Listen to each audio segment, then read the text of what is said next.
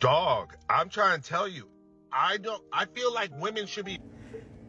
If you haven't seen this post, go back and look at it, because he's saying that women should be mad that we aren't fairly cared for in the system, and that there are other women fighting against women's rights in the medical system.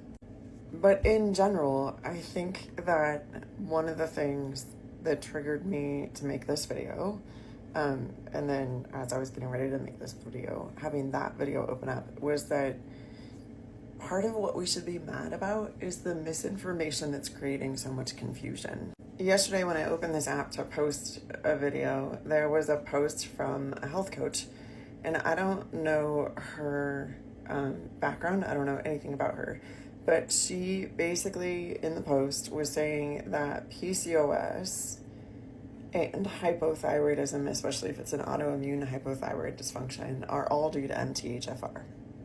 So I went digging into the research, and it's not true.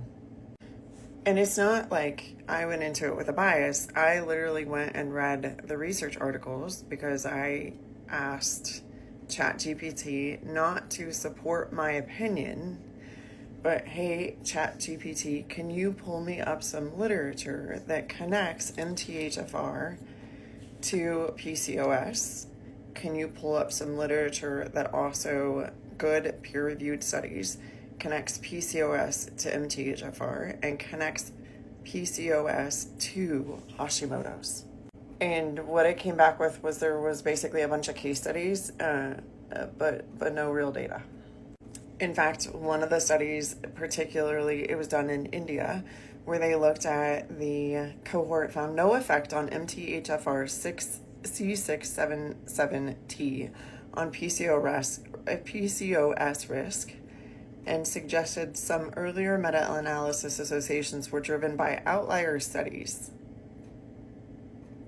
I don't know if y'all know this, but India has a really large population, so when they do a study on their population and they're looking at MTHFR, because at least 40% of the world has one mutation, and we know that based on the literature, we can't make this connection between PCOS and hypothyroid.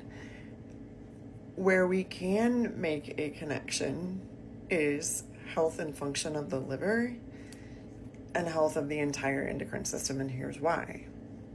The liver is the hormone filter, right?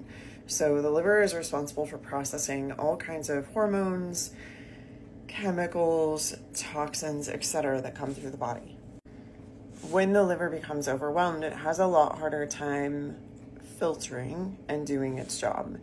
And a lot of people are going to disagree with that statement, but that is literally what's happening, is that it's having trouble doing its job. And one of the first things to go, particularly in women, related to liver dysfunction that is completely ignored as a symptom, is thyroid dysfunction, or a dysfunction in menses.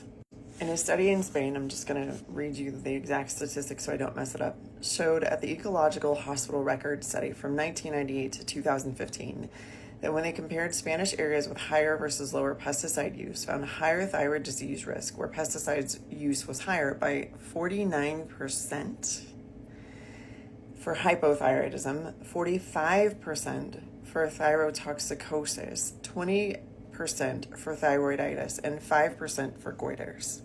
And while the incidence of PCOS was higher in those areas compared to areas with less pesticide use, so areas that were not agriculturally based, it still couldn't say for sure that pesticide use, which would be rate limited for clearance by the liver, and also rate limited clearance by MTHFR, was slightly higher. Like the odds increased by 0.1% for PCOS. But overall, when the liver starts having trouble processing, we see women who have a significant change in their cycle.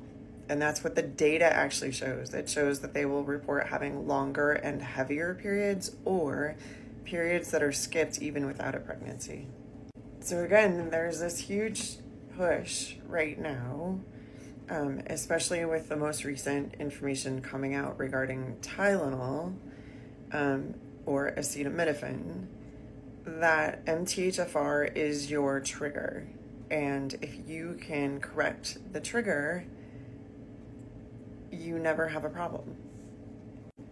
As one of the people in the world, one of 40% of people in the world who have a mutation at both MTHFR C677 and MTHFR A1298C, I can tell you that that didn't fix my issues. And I spent 6 years trying to use MTHFR to fix my problem, and that didn't fix it. When I fixed the liver clearance issue, that fixed the problem. Guys, if you're still here and you can handle this conversation, stay. If you can't handle this, move on, because it's gonna be concerning to you. Ladies, I was still taking high-dose B vitamins because that's what all the things about MTHFR said.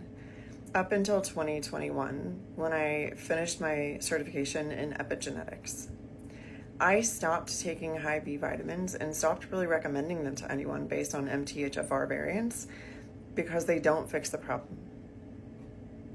If you have a problem with the liver, symptoms that you could experience, because I have a lot of women clients who come to me experiencing this, are debilitating anxiety around your period, extreme exhaustion, back pain, cramps across your abdomen, headaches, migraines, and also bleeding to the point that you are essentially hemorrhaging through a super plus absorbency tampon and pad in an hour.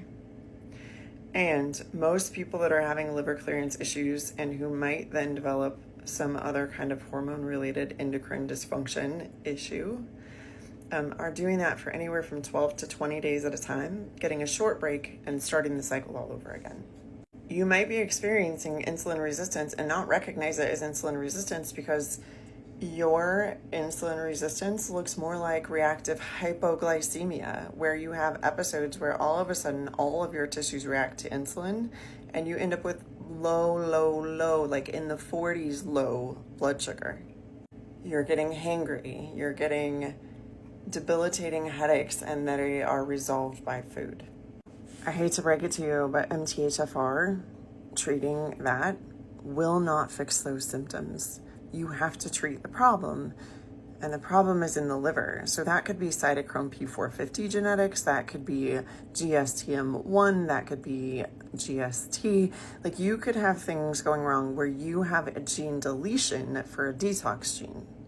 But here's the statistic that most people also don't want to pay attention to. You get to manipulate your epigenetics. It's not a blame game.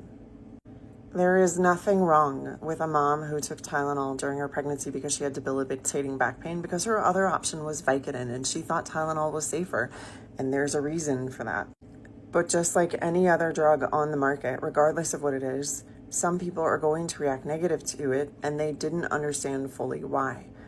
It's still not MTHFR, it's cytochrome P450 genetics that process out acetaminophen. And part of the problem, and this again is not a blame game, is the health of the mother, the metabolic stability of the mother, including liver health, when she gets pregnant, determines how healthy metabolically that baby will be. The brain functions on neurotransmitters. Autism, ADD, ADHD, they are all metabolic disorders of the brain. I know everyone wants MTHFR to be the smoking gun because they think I can just take high-dose B vitamins and solve the problem. But for some of you, probably about 40% of you, you're going to start taking high-dose B vitamins and ashwagandha and suffer extreme bouts of anxiety and potentially peripheral neuropathy. The main problems are over-toxic burden and nutrient deficiency. The other thing is stress. If you're doing a ChatGPT search, please ask it to provide links to research articles. Otherwise, the data you're presenting is just continuing to confuse your audience.